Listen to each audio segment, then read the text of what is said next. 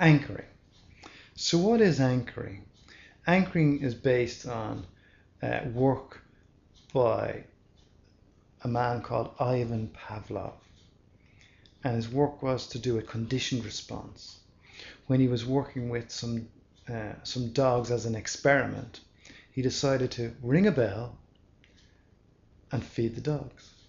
And he continued this on for a while, ringing the bell, feed the dog, ringing the bell, feed the dog.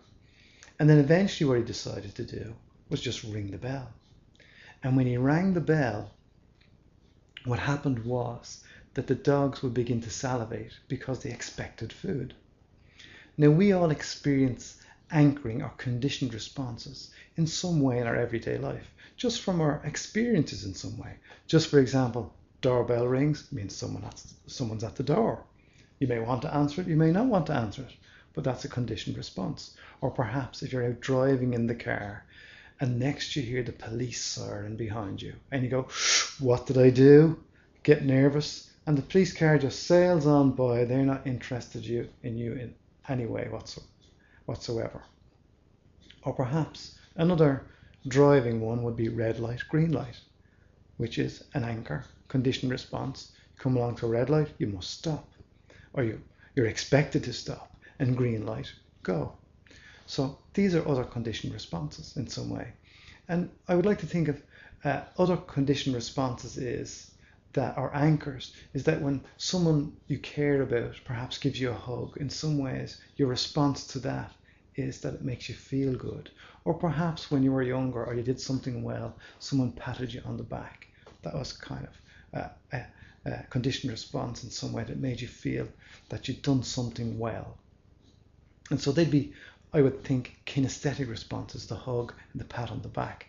And then you have the other one where you see the traffic light, a visual one, or the ring at the door, and then you would have the police car behind you, the same, that they're auditory.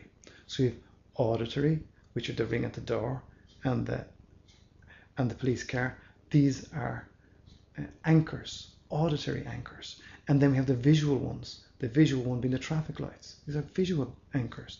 And then the kinesthetic, touch in some way, kinesthetic anchors. So for our purposes here, we're going to work with a kinesthetic type anchor. And so to give you some sort of experience of how a kinesthetic anchor would work in some way, what we're going to do is we're going to use a technique called collapsing anchors. So we're going to get you to think about a negative experience and a positive experience. And we're going to create one anchor and then another anchor. And then we're going to fire one anchor, fire the next anchor. And the positive experience is going to be our resource anchor. And this, we will hope, will begin to allow that negative anchor to fade or change in some way. So what I'd like you to do is think of some recent experience where someone might have annoyed you. Now, just something simple, where someone just annoyed you slightly. We're not looking for any therapy session here. This is on camera here, so we're just looking for an experience of when someone annoyed you slightly in some way. Just think about that time when someone annoyed you recently in some way. And perhaps as you think about it, you may notice an image come to mind. Is it a still image or a moving image? Is it black and white or is it color? Are you looking out of your own eyes, associated, or are you looking on at yourself in that situation, disassociated? What can you hear? Is there more information in that experience that is auditory, sounds around you, what's being said? Just notice what comes to mind, and notice also some feelings that may come up around that experience. Okay.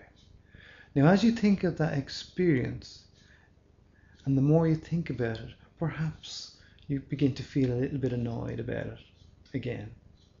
And as that begins to rise in some way, as it reaches its peak for this moment, I would like you to make a fist with your left hand.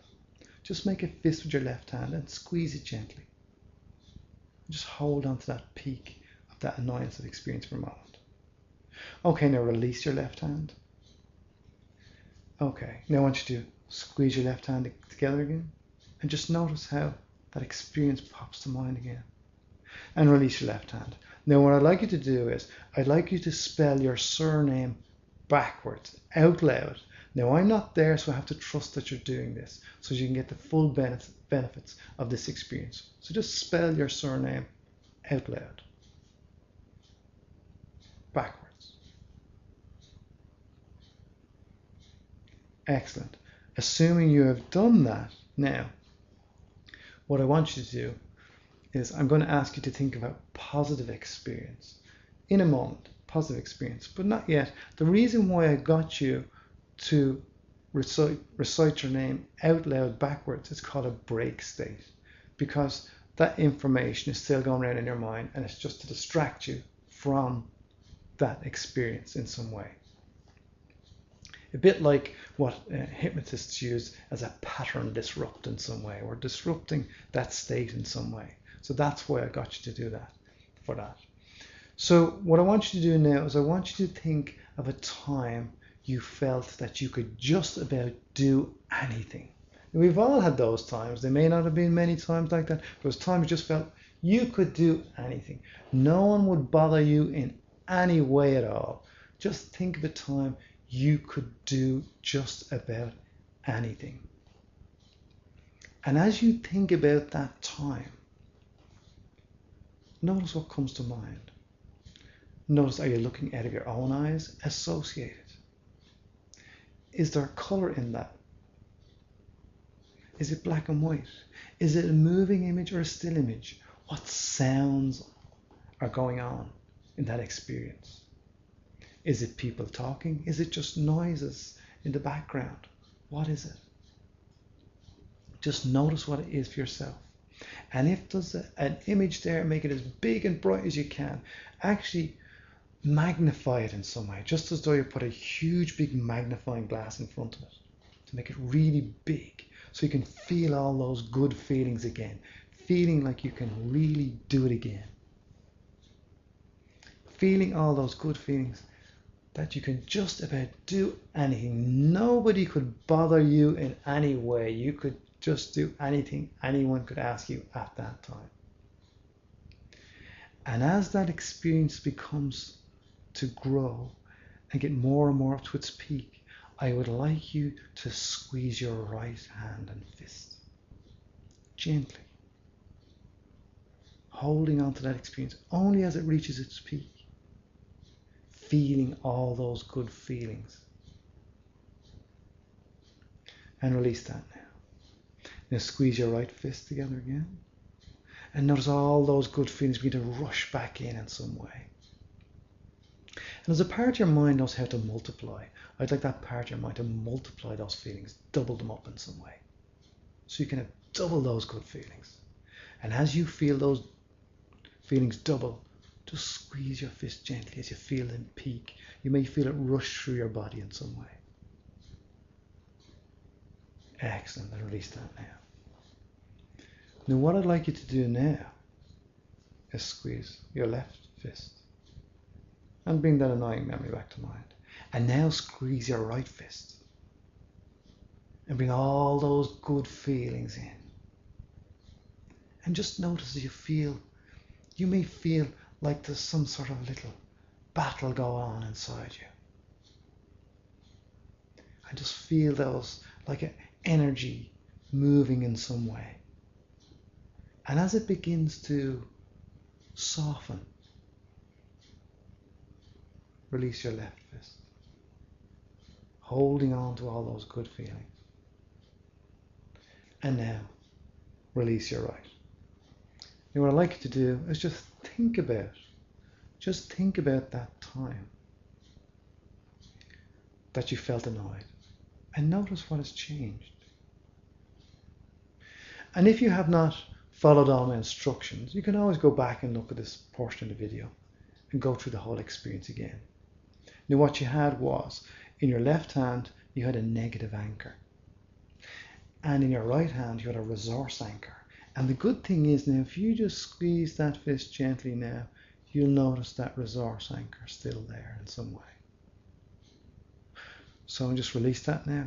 And perhaps you may find some experience in the future, something coming up, and you may feel a little bit, maybe I can't do that. And you can just gently squeeze your fist